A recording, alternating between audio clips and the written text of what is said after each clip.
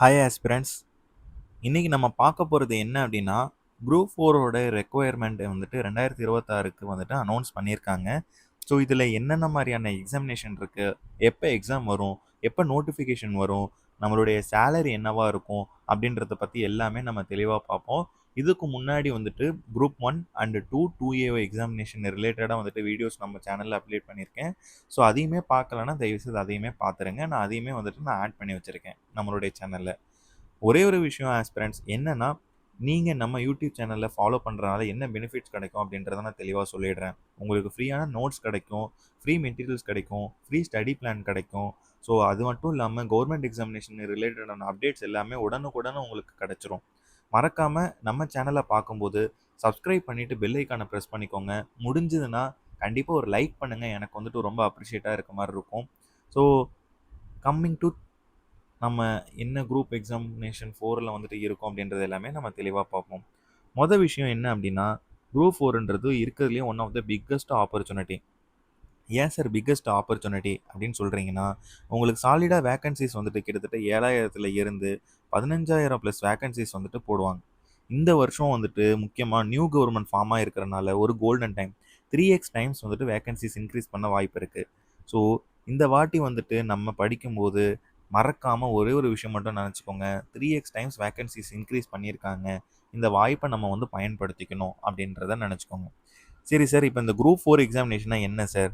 இதில நான் எக்ஸாமினேஷன் எழுதுறேன்னா எனக்கு என்ன அட்வான்டேஜ்? என்ன மாதிரியான ஜாப் ரோல்ஸ் எல்லாம் எனக்கு அவைலபிளா இருக்கும்? அப்படின்னா, அத பத்தி எல்லாமே நான் உங்களுக்கு ஒன் பை ஒன்னா சொல்றேன். மொத விஷயம் என்னன்னா, இது வந்துட்டு நெறைய கிளரிக்கல் ரிலேட்டடான ஜாப். ஸோ உதாரணத்துக்கு குரூப் 1ன்றது ஃபர்ஸ்ட் எக்ஸாமினேஷன். அடுத்தது குரூப் 2 வரும். அதுக்கு அடுத்தது 2A. அதுக்கு அடுத்தது 4. ஸோ இந்த மாரி வந்துட்டு கன்சிஸ்டன்ட்டா வந்துட்டு டிஎன்பிஎஸ்சிலருந்து உங்களுக்கு எக்ஸாமினேஷன் கண்டக்ட் பண்ணுவாங்க. சரி சார், நான் இப்ப இது எத்தன ரவுண்ட் ஆஃப் எக்ஸாமினேஷன் இருக்கும் அப்படின்னு கேட்டா, ஒரே ஒரு எக்ஸாமினேஷன் மட்டும் தான். சிங்கிள் எக்ஸாம் தான். ஈஸியா உங்களால கிளியர் பண்ணிட முடியும் படிக்க ஆரம்பிச்சீங்கன்னா. இப்பயிலிருந்து படிக்க ஆரம்பிச்சா கண்டிப்பா முடியும். நெறைய பேர் சொல்லுவாங்க, உங்களாலலாம் முடியாது, முடியாதுன்னு. முடியாதுன்னு சொல்றவன் வந்துட்டு இயலாமை. முடியும்னு நெனச்சு படிக்க முயற்சி பண்றவனால மட்டும் தான் சாதிக்க முடியும். அத நான் இங்க வந்து தெளிவாவே நான் உங்களுக்கு சொல்லிடுறேன். ஏன்னா என்னோட ஸ்டூடண்ட்ஸ்க்கு நான் ஒரே ஒரு விஷயம் மட்டும் தான் சொல்லுவேன். முடியாதுன்னு நீ சொல்லாத. அத மைண்ட்லயே ஏத்துக்காத. படிக்க முடியும் அப்படின்னு நெனச்சுக்கோ அப்படின்றது மட்டும் தான் சொல்லுவேன். படிக்கும்போது உன்னுடைய குடும்பத்த நெனச்சுக்கோ. உன்னால முடியும் அப்படின்றத நெனச்சுட்டு நீ படிக்க ஸ்டார்ட் பண்ணினாலே, ஈஸியா வந்து இந்த எக்ஸாமினேஷன கிளியர் பண்ணிட முடியும். நோட்டிஃபிகேஷன் எப்ப ரிலீஸ் பண்றாங்கன்னா, அக்டோபர் மந்த். ஸோ, உங்களுடைய கேலண்டர்ல வந்துட்டு அக்டோபர் மந்த்த வந்துட்டு ரவுண்ட் பண்ணி வச்சுக்கோங்க. ஏன்னா, அப்பதான் வந்துட்டு உங்களுக்கு எப்ப வந்துட்டு அப்ளை பண்ணணும், எத்தன நாளுக்குள்ளார அப்ளை பண்ணணுன்றத பத்தி எல்லாமே உங்களுக்கு தெளிவா சொல்லிடுவாங்க. ஸோ, எக்ஸாமினேஷன் எப்ப இருக்கும் அப்டின்னா, டிசம்பர் மந்த் இருக்கும். நமக்கு சாலிடா இன்னும் டைம் இருக்குது. இப்ப படிக்க ஆரம்பிச்சா கூட நம்மளால ஈஸியா வந்துட்டு கிளியர் பண்ணிட முடியும். சரி சார், இதுக்கு என்ன சார் குவாலிஃபிகேஷன் இருக்கும் அப்படின்னு கேட்டீங்கன்னா, நான் கண்டிப்பா அத பத்தி வேணா சொல்றேன். மொத விஷயம் என்னன்னா, நீங்க 10த் ஸ்டாண்டர்ட் கம்ப்ளீட் பண்ணியிருந்தீங்கனாலே, இந்த எக்ஸாமினேஷன் எழுதுறதுக்கு நீங்க எலிஜிபிள் இருக்கீங்க. என்ன சார் 10த் படிச்சிருந்தா போதுமா? அப்படின்னு கேட்டா, எஸ். நீங்க 10த் படிச்சிருந்தீங்கனாலே போதும். சரி சார், நான் இப்போ வந்து காலேஜ் யூஜி டிகிரி கம்ப்ளீட் பண்ணியிருக்கேன். இல்ல பிஜி கம்ப்ளீட் பண்ணியிருக்கேன். இல்ல பிஹெச்டி கம்ப்ளீட் பண்ணியிருக்கேன் அப்படின்னா, அப்ப நான் எழுதலாமான்னு கேட்டா, தாராளமா எழுதலாம். என்னன்னா, பேசிக் குவாலிஃபிகேஷன் 10த் வந்துட்டு குடுத்துருக்காங்க. சரி சார், நான் இப்போ வந்துட்டு டைப் ரைட்டர், இதில ஸ்டெனோ டைப்பிஸ்ட்ன்னு அந்த மாரி நெறைய ரோல்ஸ்லாம் இருக்குன்னு நான் கேள்விப்பட்டேனே சார். அதுக்கு எப்படி சார் அப்படின்னா, கண்டிப்பா நீங்க வந்துட்டு டைப் ரைட்டிங்கில ஷார்ட் ஹேண்டு, ஹையர் குவாலிஃபிகேஷன் நீங்க கண்டிப்பா கம்ப்ளீட் பண்ணியிருக்க மாரி இருக்கும். சரி சார், ஏஜ் லிமிட் என்ன? அத பத்தி எனக்கு தெளிவா சொல்லுங்கன்னா, கண்டிப்பா நான் சொல்றேன். ஏஜ் லிமிட்ட பொறுத்தவரையும் வந்துட்டு மினிமம் வந்துட்டு 18 வயசு நீங்க வந்துட்டு கம்ப்ளீட் பண்ணியிருக்கணும். மேக்ஸிமம் எவ்வளோ அப்டின்னா, நீங்க வந்துட்டு விஏஓ ஆகணும் அப்டின்னா, மினிமம் ஏஜ் வந்துட்டு 21 இருக்கணும். அதே மாரி ஃபாரஸ்டர் கார்டுக்கும் வந்து பார்த்தீங்கன்னா, 21 வயசுன்றது மேண்டட்டரி. ஏன்னா 21 வயசு நீங்க கம்ப்ளீட் ஆயிருந்தா தான் இந்த எக்ஸாமினேஷன் எழுத முடியும். ஸோ இதில ஓசின்னா உங்களுக்கே தெரியும் ஜெனரல் கேட்டகரி. ஜெனரல் கேட்டகரி வந்துட்டு 32 வயசு வரையும் தான் அதிகபட்சமா அவங்களால எக்ஸாமினேஷன் எழுத முடியும். இதுவே பிசி, எம்பிசி, எஸ்சி, எஸ்டியா இருந்தாங்கன்னா, ஸோ அதிகபட்ச வயசு வந்துட்டு 32ல இருந்து 42 வரையும் வந்துட்டு நீங்க எழுத முடியும். ஸோ நெறைய பேரால 42 வரையும் வந்து விஏஓ எக்ஸாமினேஷன் எழுத முடியும். இதில ஒரு அட்வான்டேஜ் என்ன அப்டின்னா, நீங்க டிகிரி கம்ப்ளீட் பண்ணியிருக்கீங்க. டிகிரி கம்ப்ளீட் பண்ணியிருக்கீங்கன்னா, உங்களால வந்துட்டு வயது வரம்புன்றது ஒண்ணு கிடையவே கிடையாது. நீங்க 50 வயசுலயும் எக்ஸாமினேஷன் எழுதலாம். இல்லாட்டி 58 வயசுலயும் நீங்க எக்ஸாமினேஷன் எழுதலாம். ஸோ நல்லா புரிஞ்சுக்கோங்க. 10த் வரையும் கம்ப்ளீட் பண்ணியிருந்தீங்கன்னா, உங்க ரிசர்வ் கேட்டகரி எஸ்சி, எஸ்டியா இருந்தீங்க அப்டின்னா, உங்களால அதிகபட்ச வயசு 42 வரையும் தான் எழுத முடியும். இதுவே நீங்க வந்துட்டு டிகிரி கம்ப்ளீட் பண்ணி நீங்கள் எக்ஸாமினேஷன் எழுதிங்கன்னா உங்களுக்கு ஒரு அட்வான்டேஜ் என்னென்னா வயது வரம்புன்றது ஒன்று கிடையாது. கண்டிப்பாக தமிழ் உங்களுக்கு தெரிஞ்சிருக்கணும். தமிழ் வந்துட்டு மேண்டட்டரி. சரி, சரி. என்ன மாதிரியான போஸ்ட் எல்லாம் இருக்கும் அப்படின்னு கேட்டா, வில்லேஜ் அட்மினிஸ்ட்ரேட்டிவ் ஆஃபீசர். ஸோ விஏஓன்னு நம்ம கேள்விப்பட்டிருக்கோம். கிராம அலுவலகர் அப்படின்னு சொல்லுவோம். ஸோ எந்த ஒரு திட்டம் வந்தாலும் கண்டிப்பா இந்த விஏஓ உடைய அஃபிஷியல் டெர்ம்ஸ் அண்ட் ரைட்ஸ் இல்லாம கண்டிப்பா வந்துட்டு மக்களுக்கு போய் சேரவே சேராது. அதுக்கு அடுத்தது ஜூனியர் அசிஸ்டன்ட். ஸோ அதுக்கப்புறம் typist and steno typist, bill collector, forest card and field surveyor. இந்த மாதிரி எல்லாமே சூப்பரான போஸ்டிங் எல்லாமே இந்த குரூப் 4 எக்ஸாமினேஷன்ல கண்டிப்பா இருக்கு. சரி சார், இது எக்ஸாமினேஷன் பேட்டர்ன் என்னன்னு கேட்டிங்கன்னா, ஒரே ஒரு எக்ஸாம் தான். சிங்கிள் பேப்பர் தாங்க. ஈஸியா நீங்க கிளியர் பண்ணிடலாம். 3 மணி நேரம் நீங்க எக்ஸாமினேஷனுக்கு டைம் ஸ்பெண்ட் பண்ற மாரி இருக்கும். நெகட்டிவ் மார்க் இருக்கான்னு கேட்டா, நோ நெகட்டிவ் மார்க். நெகட்டிவ் மார்க்ன்றது ஒண்ணு கிடையவே கிடையாது. ஸோ எலிஜிபிலிட்டிய பொறுத்தவரையும் வந்துட்டு, ஸோ ஓவராலா வந்துட்டு 200 கொஸ்டின்ஸ் கேட்பாங்க. 300 மார்க்குக்கு நீங்க எக்ஸாமினேஷன் எழுதுற மாரி இருக்கும். ஸோ இது ஆல்ரெடி சொன்ன மாரி ஓஎம்ஆர் டைப் தான். ஓஎம்ஆர்னா நெறைய பேருக்கு என்னன்னு இன்னும் நெறைய பேருக்கு தெரியல.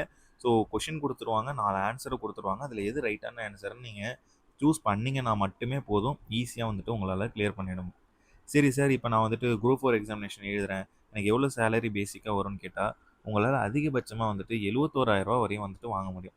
என்ன சார் சொல்றீங்க? ரூ. 71,000 கிடைக்குமா? அப்படின்னு கேட்டா, எஸ். உங்களால அதிகபட்சமா ரூ. 71,000 கிடைக்கும். இதுவே வந்துட்டு ஸ்டெனோ டைப்பிஸ்ட் அந்த மாரி ரோலுக்கு போறீங்கன்னா, மினிமம் வந்துட்டு ரூ. 21,000 இருந்து உங்களுக்கு வந்துட்டு சேலரி வந்து ஸ்டார்ட் ஆகும். சரி சார். எப்படி சார் எக்ஸாமினேஷன் எழுதுற மாரி இருக்கும்னா, நீங்க ஓஎம்ஆர் ஷீட்ல நீங்க 300 மார்க்குக்கு நான் ஆல்ரெடி சொன்ன மாரி எக்ஸாமினேஷன் எழுதுவீங்க. எழுதி முடிச்ச உடனே டைரக்ட்டா உங்களுக்கு சர்டிஃபிகேட் வெரிஃபிகேஷன் இருக்கும். அதுக்கப்புறம் உங்களுக்கு மெரிட்ல வந்துட்டு ஜாப் போஸ்ட் குடுத்துருவாங்க. ஸோ எந்த ஒரு இன்டர்வியூவும் கிடையாது. எந்த ஒரு நெகட்டிவ் மார்க்கும் கிடையாது. டைரக்ட் போஸ்டிங் தான் உங்களுக்கு. இன்ஹேண்ட் சேலரி எவ்வளோ சார் எனக்கு வரும்? இப்ப ஸ்டார்ட்டிங் நான் போய் ஜாயின் பண்ண உடனேன்னு கேட்டா, மினிமம் 22,000 இருந்து மேக்ஸிமம் 28,000 வரையும் உங்களுக்கு கிடைக்கும். என்ன சார் சொல்றீங்க? இவ்வளோ கிடைக்குமான்னு கேட்டா, எஸ். உங்களுக்கு கண்டிப்பா வந்துட்டு 28,000 வரையும் வந்து உங்களுக்கு கிடைக்க வாய்ப்பு இருக்கு. எதனால சார் அப்படின்னு கேட்டீங்கன்னா, கண்டிப்பா நீங்க போற ஏரியாவ பொறுத்தவரையும், நீங்க வந்து சிட்டி மாரி போறீங்க அப்படின்னா, அதுக்கு தகுந்த மாரி ஒரு சேலரியும், ரூரல் மாரி இருக்கீங்கன்னா, அதுக்கு தகுந்த மாரி உங்களுக்கு ஒரு சேலரி இருக்கும். அத தாண்டி கவர்மெண்ட் சைட்ல இருந்து அதிகமான பெனிஃபிட்ஸ். என்னென்ன டிஏ நான் ஆல்ரெடி எக்ஸ்ப்ளைன் பண்ணியிருப்பேன். இருந்தாலும் உங்களுக்கும் சொல்றேன். டிஏன்னா டெய்லி அலவன்சஸ். அது தாண்டி அதுக்கப்புறம் ஹெச்ஆர்ஏன்னு சொல்லுவாங்க. House rent allowances. இந்த மாரி அலவன்சஸ்மே வந்துட்டு உங்களுக்கு வந்துட்டு ப்ரொவைட் பண்ணுவாங்க. ஸோ அது இல்லாம வந்துட்டு ட்ராவல் அலவன்சஸு, ஸோ இது மாரி எல்லாமே உங்களுக்கு ப்ரொவைட் பண்றனால, ஈஸியா உங்களுக்கு நெறைய பெனிஃபிட்ஸ் கெடைக்கும்.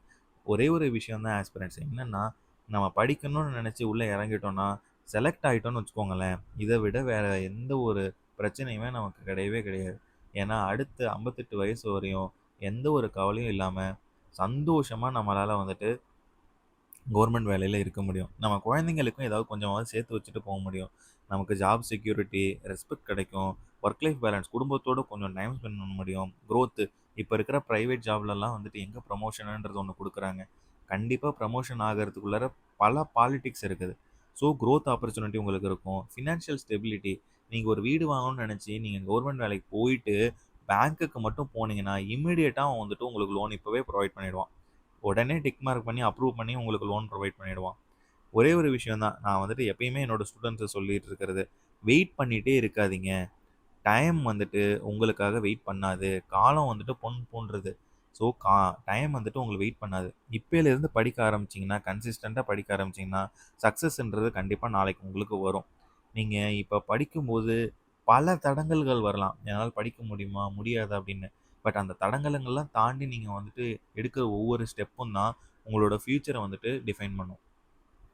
சார் எனக்கு இன்னமும் வந்துட்டு நீங்க சொல்லும்போது ஒரு நல்ல ஹோப் இருக்கு. பட் என்னால படிக்க முடியுமா? அப்படின்னு கேட்டா, நம்ம சேனல வந்துட்டு சப்ஸ்கிரைப் பண்ணிக்கோங்க. ஃப்ரீ தான். எல்லாமே ஃப்ரீ தான் உங்களுக்கு. ஜஸ்ட் சப்ஸ்கிரைப் பண்ணி வச்சுக்கோங்க.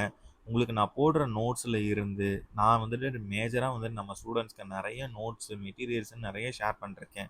ஸோ அது எல்லாமே உங்களுக்கும் நான் ஷேர் பண்ணணும்னு நான் விருப்பப்படுறேன். ஏன்னா, என் மூலியமா வந்துட்டு ஒரு 4 பேர் வந்து பாஸ் பண்றாங்க அப்படின்னா, கண்டிப்பா வந்துட்டு எனக்கு அது ரொம்ப பெருமை. ஸோ, கண்டிப்பா வந்துட்டு உங்களுக்கு ரொம்ப ஹெல்ப்ஃபுல்லா இருக்கும். நம்ம சேனல வந்துட்டு லைக் பண்ணிக்கோங்க. முக்கியமா வந்துட்டு சப்ஸ்கிரைப் பண்ணிக்கோங்க. ஸோ, உங்களுக்கு ஏதாவது டவுட் இருக்குன்னா, கமெண்ட்ல வந்துட்டு மென்ஷன் பண்ணுங்க. நான் இம்மீடியட்டா வந்துட்டு ஆன்ஸர் பண்றேன்.